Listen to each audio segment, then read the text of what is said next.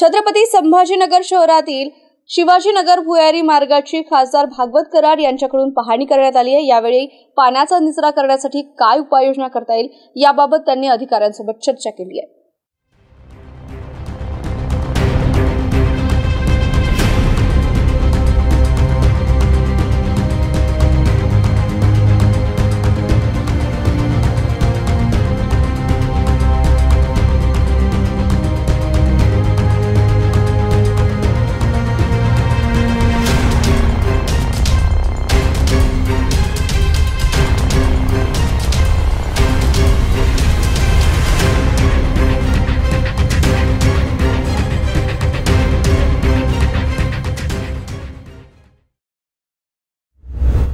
दादा काय झालंय नेमकं? बरंच अडचणी झाल्या, आता काय आज मार्ग?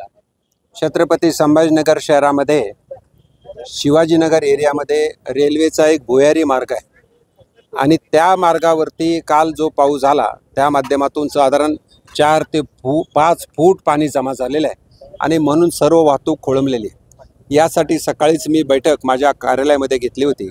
त्यामध्ये रेल्वेच्या माध्यमातून जे ड्रेनेज काढलेलं आहे त्याच्यामध्ये जिथं मॅनहोल किंवा मोठा ड्रेनेजचा खड्डा होता त्या ठिकाणी सर्व ढासळलेलं आहे आणि त्याचबरोबर PWDच्या माध्यमातून जे स्टॉर्म वॉटर ड्रेनेज झालं पाहिजे होतं त्याचं काम अपूर्ण आहे आणि ते अपूर्ण असल्यामुळे स्टॉर्म वॉटरचं पाणी रेल्वेच्या ड्रेनेजमध्ये जमा झालं आणि तिथं सुद्धा तो खड्डा बुजल्यामुळे किंवा मॅनहोल बुजल्यामुळे हा सगळा प्रॉब्लेम झालेला आहे। एकंदरीत कामं थोडी ज्या स्पीडनं पाहिजे होते ती झालेली नाहीत, कारण याच भागातून एक इलेक्ट्रिकल केबल जाते।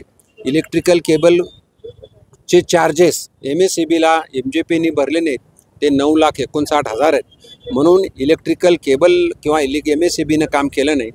आता MSEBचं काम करण्यासाठी आम्ही सांगितलेलं आहे आणि त्याचबरोबर MSEB नंतर PWD काम करेल, MJP काम करेल आणि मग हा प्रॉब्लेम सुटेल।